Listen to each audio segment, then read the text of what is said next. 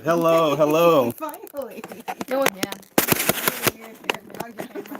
Sorry about the camera. Okay, so we've had a fun morning in tech world on sailing vessel Cadence. Here, coffee. There we go. That light is really bright back there. I guess we got to turn the winter lights off there. Okay. Can you crack Yeah, that? you do that. And I'll squeeze in so we're all here. Welcome to the live chat. We're going to give folks a moment to get on. We have some questions that we want to provide some answers for. And I think the camera is right here. So we look that way. So lessons learned here is the YouTube Live is much more difficult to do than Facebook Live. But we want to jump into some questions, share a project right over here that we're going to be working on at the new year. And let's jump into some of these questions. I can't see the chat. I have it over here. Live chat, all messages visible. Okay, so drop us a question or comment below. Let us know you're here. We see people coming in and out. Leave us a thumbs up this morning to say hello. Some messages, live chat. Okay, so we got the live chat kicking now. Let's jump into some questions, shall we? And maybe we can get some pancakes going in a minute. Maybe. That didn't work either. Don't push it. Anyway, first question from Aaron S. It's amazing to see a channel here in the Kemah, Galveston area. She says, I have a sailboat in the area. What do you do for internet?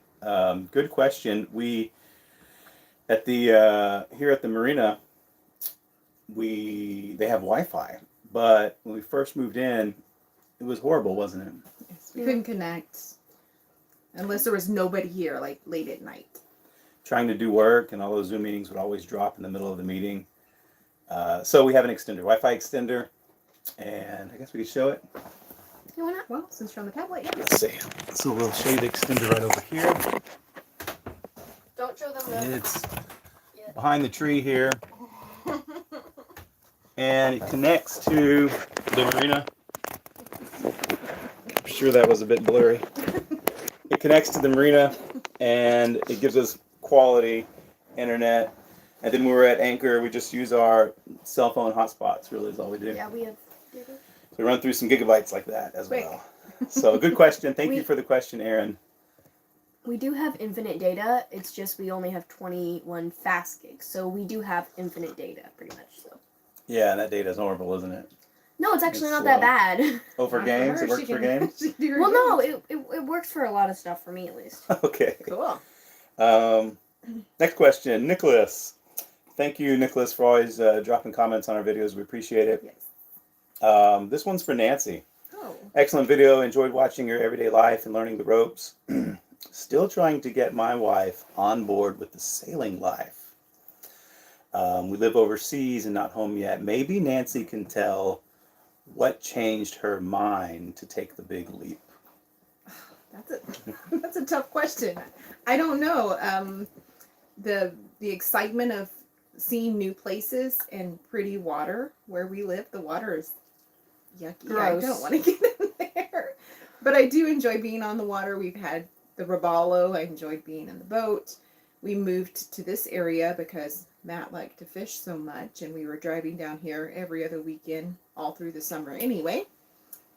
So just the excitement of the adventure and seeing new places and offering Olivia a world view instead of just a small hometown view.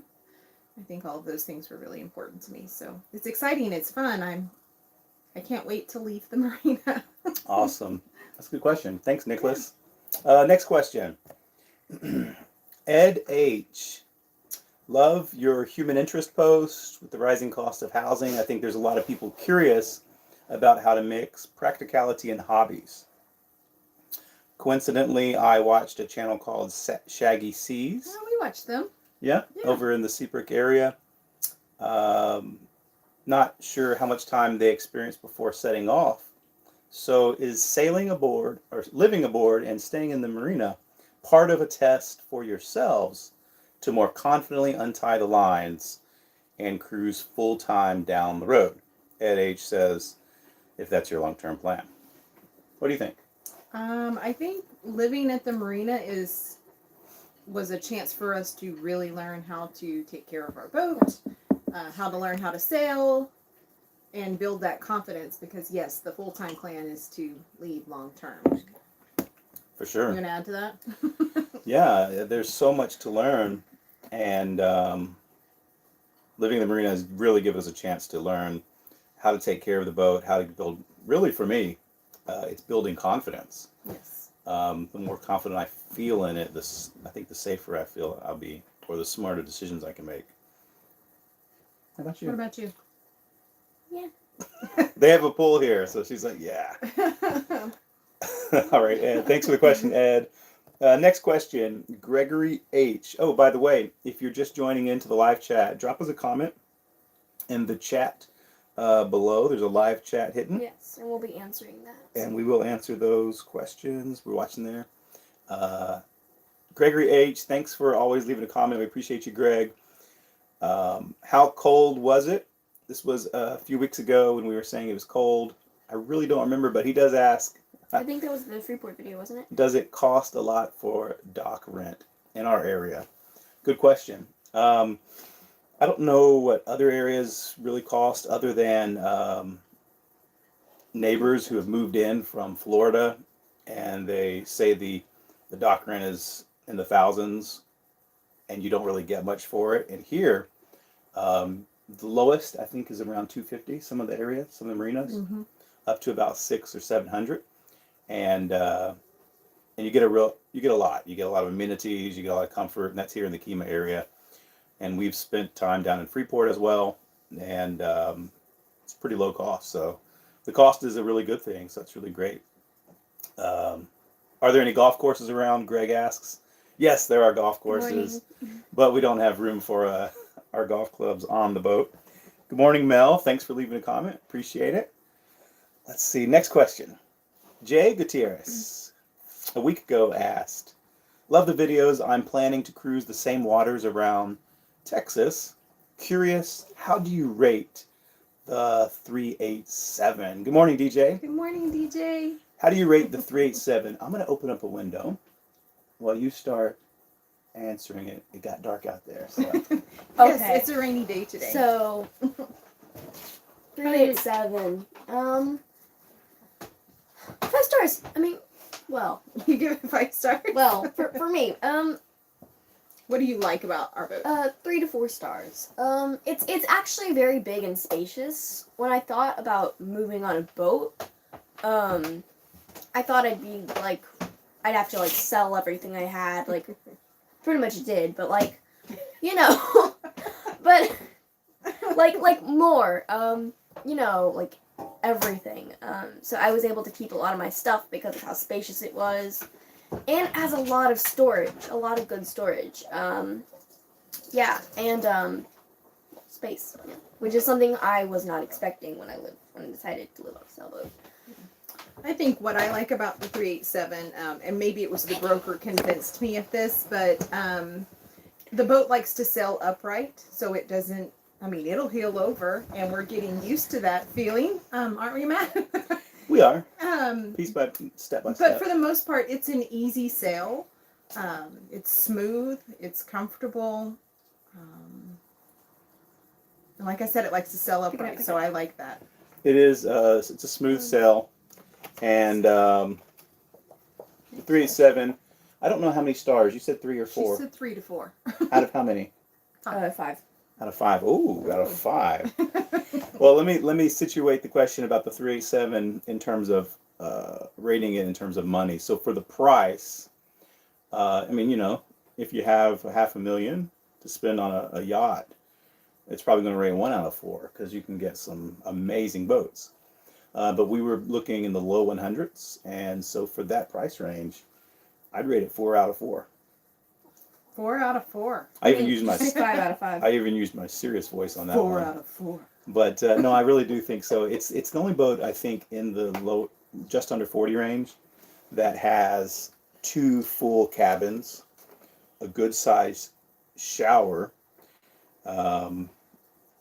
and was really safe. So, good morning, Mel. Thanks for dropping the question. What are your plans for next summer? Well, I guess this would be a good time to share some of those plans. We're slightly distracted right here. Olivia's making pancakes. Yeah. Okay. So next summer we plan to jet out of here as soon as we can, early June. I'm still That's when working, her so when my contract ends, we're gonna go as fast as we can and head toward Florida, and then from there, Hope we don't get hit by Good a morning, hurricane. Jim. Yeah, so next next summer, June, we have a timeline for June. We're working towards that, and Thank you, Mel. I'm working, let's say, 7 to 11 every day. We're trying to, save up, make the repairs we need, and still enjoy our time and enjoy our friends here at our current life. Enjoy the current life. We're finding that rhythm, that cadence, as we like to say, in what we're doing. But we're shooting for June, and then we're going to race the hurricanes around Florida and head to a safe spot on the East Coast. That's the plan. And then maybe go to New York City, Sure. I don't know. maybe Europe, maybe the Bahamas. I'm gonna go to Europe. Maybe we'll still be stuck here. So you just never know, but that's our plans. Definitely so. Let's see. Next question. Bruce Tyrell. You need more milk? Can you help run the milk front? Bruce Tyrell. You're funny, Bruce. Why don't these people have more subs? They are so fun. All right. Thanks, Bruce. I don't know why. I appreciate it. Appreciate the comment. I hope you enjoy the videos, Bruce. Yeah, why don't we have more subs? Let's see. Oh, DJ dropped another question here. It disappears on the screen, so let me look down. So it says, so my daughter, who is 10, and I are getting ready to buy a sailboat and try living on it. She's very nervous at the idea, and I would like her to hear another girl's view. I felt the same way. I was freaking out, writing persuasive letters to try to calm myself down, and yeah, it is scary. You're giving up everything, most everything you have, just for a few small things. But like once you do it, once you start living there, you realize it isn't so bad as you thought, and yeah, I thought it was gonna be pretty bad, but it's not that bad actually at all. And once you live on the sailboat for a while, like you kind of forget it's a boat. I often accidentally call it a house. We all kind of do that. It is our house. It is our house. It's just a different structured house that sits on water and floats, But, that doesn't change the fact that it's our house, and now that we've gotten used to it, it isn't such a weird feeling anymore. We just took a trip to Colorado, and we got that exact same feeling from when we first moved on the boat. We live in a boat, and that's how we felt. Because, it is kind of weird at first, but, you get used to it, and you kind of forget that you're even there. And there's free water, here at least, and, free Wi-Fi, so that's great. She had the comments to us several times about, but I'm going to be losing all of my stuff. I'm going to lose my friends. She really didn't want to move out of the neighborhood, But once we got here, she realized, she made friends here almost instantly at the marina, and she's built some really good friendships with some of the kids that are here. Yeah. And she's still been in contact with her friends from being in school, and so I think it was a good transition for her. She's adapting very well. Yes. Good question. It's a big question. We appreciate you asking it there, DJ. Good morning, RV Adventures. Oh, that's my dad. Welcome. We have a question for you now. There's still a few more questions in the queue. The pancakes. That's what Olivia's working on. How does the mix look? I'm about to pour it out. Hold on. Is it too thick? You think we need more milk? I think we need more milk. I think you need more milk. How thick? Okay, how thick do you like your pancake mix? Do you like it on the really runny side, kind of fry them up, or more on the thick and biscuity side? Good question here. Let me top off the milk. Just a small amount, because I don't want to have to fry it too hard. And then we'll hit the next question in the queue. Sorry. All right, next question. Let's see. Oh, Damage Incorporated. I like the name. I do have a question for you, and I'm wondering what type of business that is, Damage Inc. But I do appreciate you always leaving the comments here recently on our videos. So Damage Inc. says, going from Kima to Galveston, do you just hug the channel markers in the ship channel?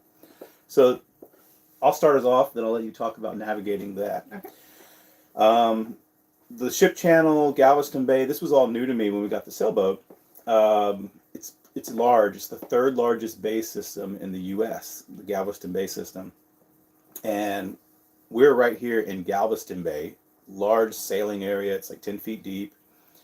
But right down the middle, it's about 5 miles away from shore, is the Houston Ship Channel.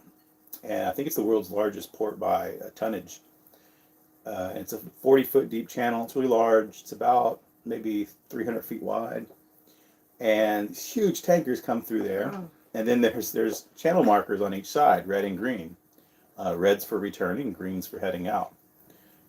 And those tankers, when they go through, they create these big surf waves. I mean, they're what, 4 feet? They're scary. And they're breaking waves when they It hit depends where hit you the shallow are, water. actually. So how do we go down that channel?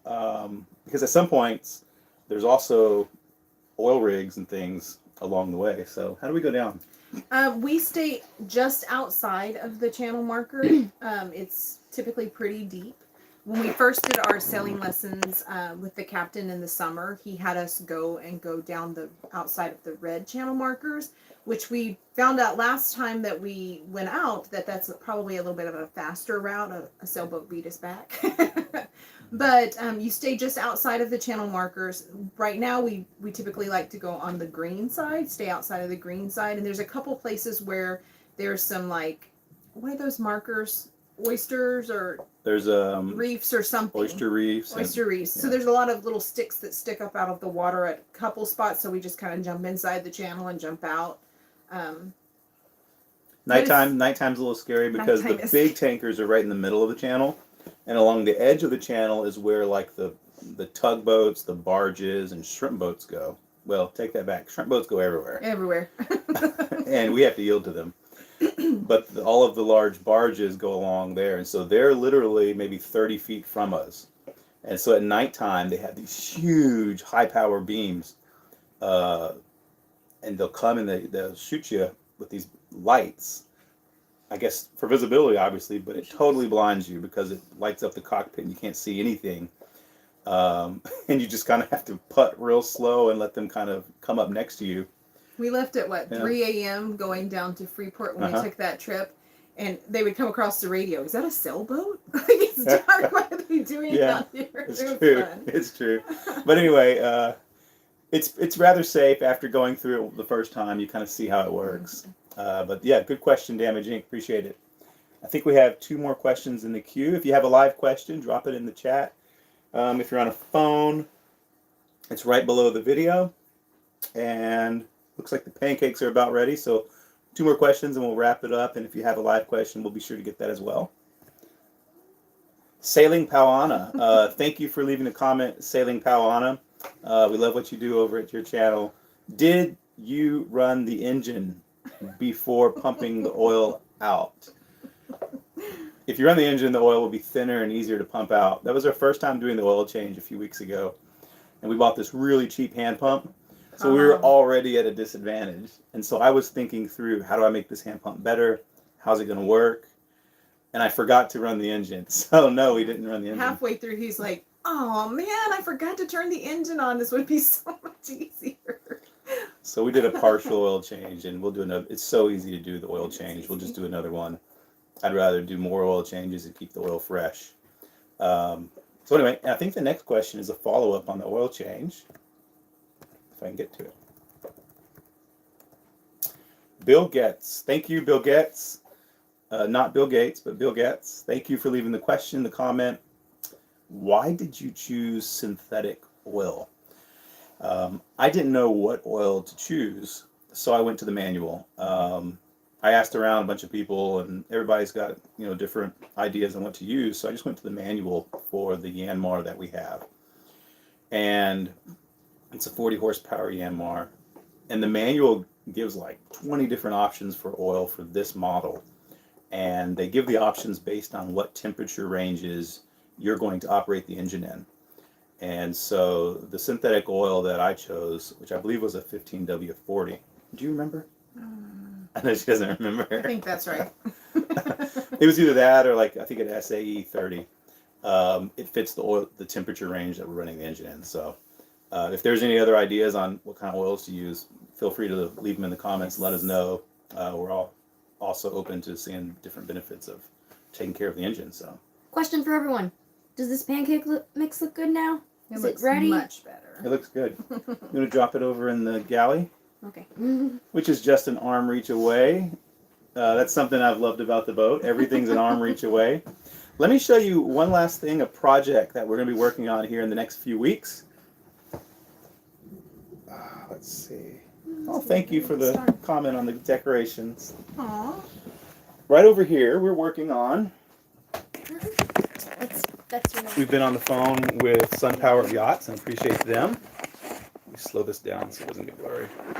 And we have a solar project coming up. So that's something we're working on now.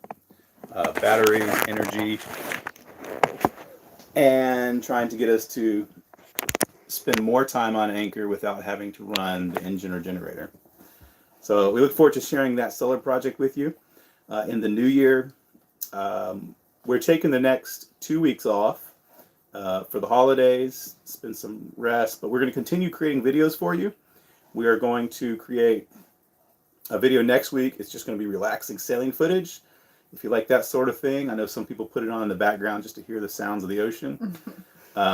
Anyway, we're going to post that next week, and then the last video of the year will be a year in review. Yeah. We're excited. We're going to take a long trip for the holidays, so that's going to be fun. Definitely. Any final thoughts? I don't have anything. All right, so we're going to go enjoy our pancakes that Olivia expertly prepared, and we hope you have a great holiday season. Join us next week for that sailing footage, and thank you for joining us this morning in the live chat. Merry Christmas. Merry Christmas to you too. Goodbye, everybody. Bye. Have a happy holiday. Let's see if we can turn this off now. Always stumble on the turn off. Well, bye. Yes, here's the... Bye.